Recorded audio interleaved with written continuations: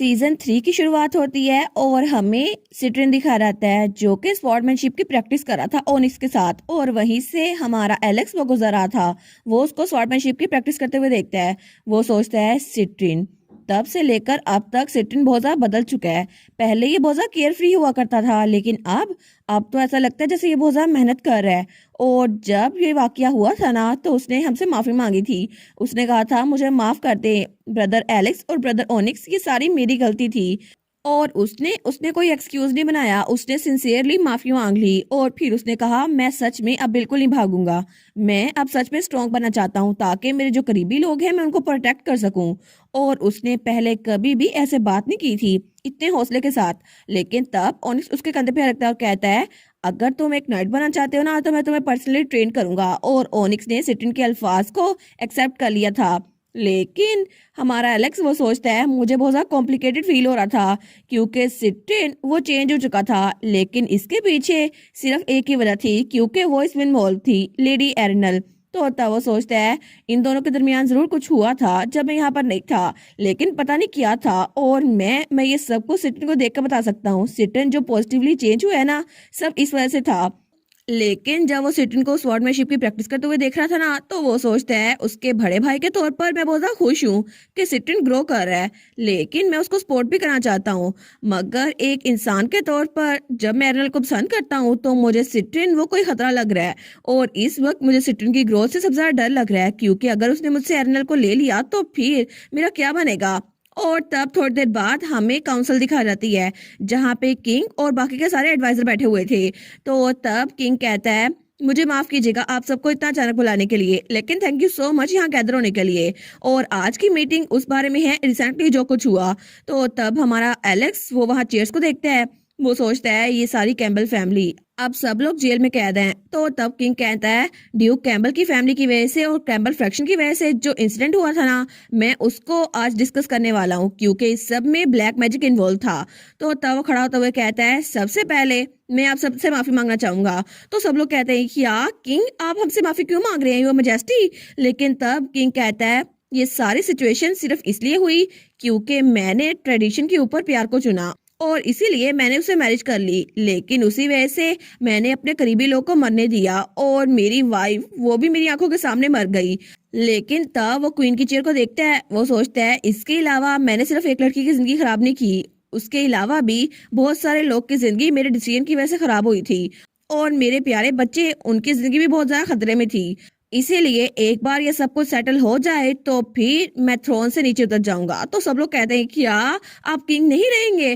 तो तब वो कहता है एलेक्स अब तुम्हारी बारी है। तो एलेक्स खड़ा होता है और कहता है सबसे पहले हमें कैम्बल फ्रैक्शन को जैसे ट्रीट करना था ना, उसके बारे में आपको बताता हूँ। हम कैम्बल फैमिली को एक एक करके इंटेरोगेट कर रहे हैं और ऐसा लगता है कि वो ब्लैक मैजिक के अंडर थे, लेकिन फिर भी ये बात बिल्कुल नहीं बदलती कि उन्होंने हमारे खिलाफ बगावत की थी और वो ये सब कुछ बहुत शुरू से प्लान करे थे।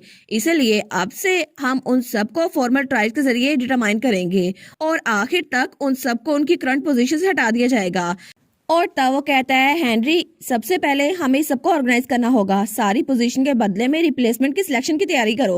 वो कहता है जी सर मैं समझ गया। लेकिन तब हमारा एलेक्स कहता है और इस मास्टरमाइंड ड्यूक कैम्बल के बारे में अब कोई शक नहीं है कि उसने सेकंड क्वीन को ना सिर्फ ब्लैक मैजिक यूज करने पर मजबूर किया था, बल्कि उसने अपनी वाइफ लेपिस लेजुली उसको भी मरवाया था सिर्फ इस ब्लैक मैजिक की वजह से। और उसने अपनी बेटी को जानबूझ के ब्लैक मैजिक करने के लिए उकसाया और इसी वजह से उस पर 2 चार्जेस हैं। और चाहे कुछ भी हो जाए, चाहे उस पर ये साबित हो या ना हो, लेकिन उसको डेथ पेनल्टी जरूर मिलेगी। और इसके अलावा सेकंड क्वीन उन्होंने अपने फादर के ऑर्डर्स को फॉलो किया, लेकिन ये बात बिल्कुल नहीं बदलती कि उन्होंने ब्लैक मैजिक यूज किया था। इसीलिए उनको क्वीन की पोजीशन से हटा दिया जाएगा और उनको परमानेंट कन्फाइनमेंट मिलेगी। अभी के लिए वो जेल में कैद हैं, लेकिन उसके बाद उनको एक अलग से मैंशन में कैद कर दिया जाएगा, वो बाहर नहीं निकल सकती। तो तब उनमें से कोई हाथ खड़ा करता है। वो कहता है लेकिन प्रिंस एलेक्स, प्रिंस सिटिन के बारे में क्या, उनका क्या होगा। तो तब वो लोग बातें करते हैं वो तो कैम्बल ब्लड लाइन से है ना, और इसके अलावा उन्होंने प्रिंस ओनिस को भी मारने की कोशिश की थी। तो तब ओनिस कहता है ऐसा नहीं है ना, उसने जानबूझ के मुझे मारने की कोशिश की थी, वो ब्लैक मैजिक के अंडर था, बस ऐसी बात है। और इसका मतलब है कि मुझे बस उसको रिस्ट्रेन करना होगा और इसके अलावा कुछ भी नहीं। तो वो लोग कहते हैं कि यार सच में। तो कोई पनिशमेंट नहीं मिलेगी उनको, क्या ये ठीक रहेगा? तो हमारा एलेक्स कहता है सिट्रिन अभी भी एक माइनर है और जब तक वो अडल्ट ही बन सकता हम उसको पनिशमेंट नहीं दे सकते। और वैसे भी वो ना सिर्फ रॉयल फैमिली का मेंबर है, वो तो ड्यूक कैम्बल की फैमिली का आखिरी मेंबर है। इसीलिए वो इस वक्त ये चूज कर रहा है कि उसे क्या करना चाहिए और हम उस पर नजर रखेंगे। लेकिन प्लीज मुझ पे बिलीव करें कि वो अपना फ्यूचर बिल्ड करने की कोशिश कर रहा है। तो तब वो लोग कहते हैं अच्छा हिज हाइनेस, अगर आपको कर्ज मिला था आप ये सब कुछ कह रहे हैं तो फिर। लेकिन तभी उनमें से कोई हाथ खड़ा करता है, वो कहता है क्या मैं कुछ पूछ सकता हूँ, क्या ये ठीक रहेगा? तो तब प्रिंस एलेक्स उसकी तरफ देखते हैं, वो कहता है आप तो मार्कस हेब्रन है ना? और वहां पे एक लड़का बैठा हुआ था जिसके काले बाल थे और उसकी ग्रीन आईज थी। वो कहता है जी बिल्कुल।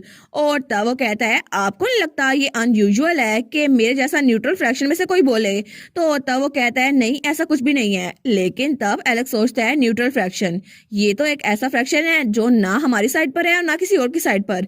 लेकिन ये फ्रैक्शन ये कॉन्फ्लिक्ट से दूर रहता है, लेकिन सिचुएशन के हिसाब से ही हमारे दोस्त भी बन सकते हैं और हमारे दुश्मन भी, क्योंकि पूरी सोसाइटी में ये बहुत ज्यादा जरूरी है।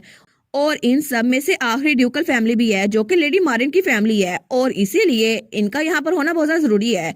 और सारे न्यूट्रल फ्रैक्शन में से ये बहुत ज्यादा एक्सेप्शनल है, एक पॉलिटिकल साइंस प्रोडिजी जो कि अपनी नेशनल यूनिवर्सिटी की क्लास में टॉप ग्रेजुएट हुआ था। तो तब हमारा एलेक्स कहता है अगर आपको कोई ओपिनियन है तो मैं इसको सुनना पसंद करूंगा।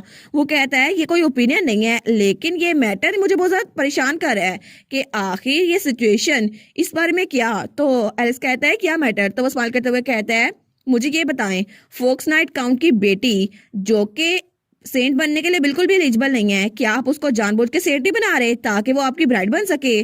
तो तब ओनिस खड़ा होता है, वो कहता है क्या तुम्हारी इतनी हिम्मत?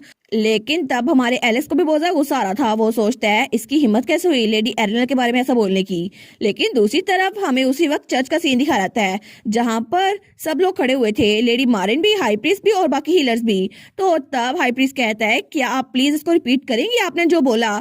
तो एरिनल वहीं पर थी, वो कहती है जी बिल्कुल, मैंने कहा है कि अगर मुझे व्हाइट मैजिक में ट्रेनिंग करनी है तो प्लीज क्या आप मुझे सिखा सकते हैं जेन सामा? और वहां पर जेन था जो कि रेबलूम फ्लावर का गार्डियन था और हमारी एरिनल के सर पर वही छोटा सा ड्रैगन बैठा हुआ था अपनी छोटी सी फार्म में। तो हमारी एरिनल कहती है क्या आप प्लीज मुझे सिखाएंगे क्योंकि मैं सच में आपसे सीखना चाहती हूँ। हमारी एरिनल के ये बात कहते ही सब लोग बिल्कुल शॉक हो गए थे और सब लोग उसको देखते हैं। लेकिन जेन, उसके बाल कितने लंबे हैं यार, पाँव तक आ रहे हैं उसके बाल, तो हमारी हीरोइन और माने से भी ज्यादा लंबे हैं।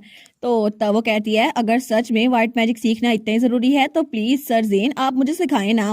तो जेन कहता है क्या मैं, लेकिन मैं कैसे सिखा सकता हूँ आपको?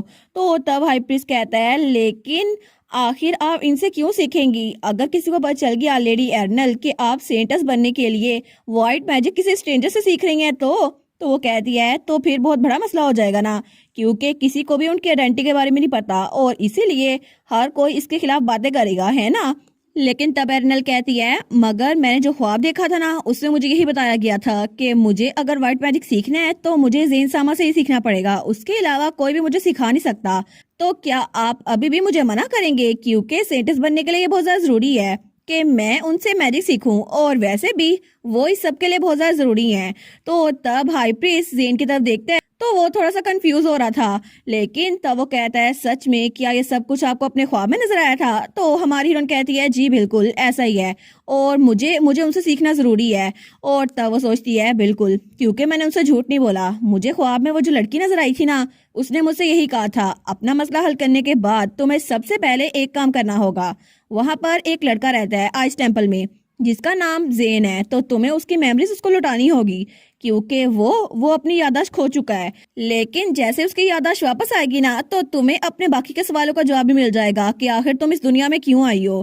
तो तब जेन वो थोड़ा सा कंफ्यूज खड़ा हुआ था, वो सोचती है ठीक है एरिनल काम डाउन, तुम ये कर सकती हो और वैसे भी मुझे उस लड़की की बात पूरी करनी होगी क्योंकि अभी तक इस दुनिया के बारे में मुझे सिर्फ उसी ने बताया है। तो तब एरिनल कहती है प्लीज इस पूरी दुनिया में सिर्फ आप ही हैं जो मुझे व्हाइट मैजिक सिखा सकते हैं क्योंकि लेडी मारिन का मैजिक हीलिंग मैजिक है, लेकिन व्हाइट मैजिक के बारे में सिर्फ आपको ही पता है और आपके अलावा मुझे कोई भी ये नहीं सिखा सकता। और तब एरिनल दिल में सोचती है इसके अलावा ब्लैक मैजिक वो भी अभी तक पूरी तरह से खत्म नहीं हुआ, तो उसको खत्म करने के लिए सबसे पहले मुझे व्हाइट मैजिक सीखना होगा क्योंकि जैसे मैंने व्हाइट मैजिक सीख लिया ना तो ब्लैक मैजिक उसका खात्मा बहुत ईजी हो जाएगा।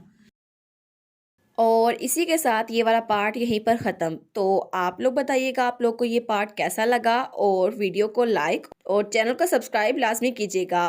बाकी वीडियोस का लिंक भी स्क्रीन पर नज़र आ रहा होगा, तो काइंडली उनको भी चेकआउट कर लें। और thank you so much for watching my videos. Stay safe, bye bye.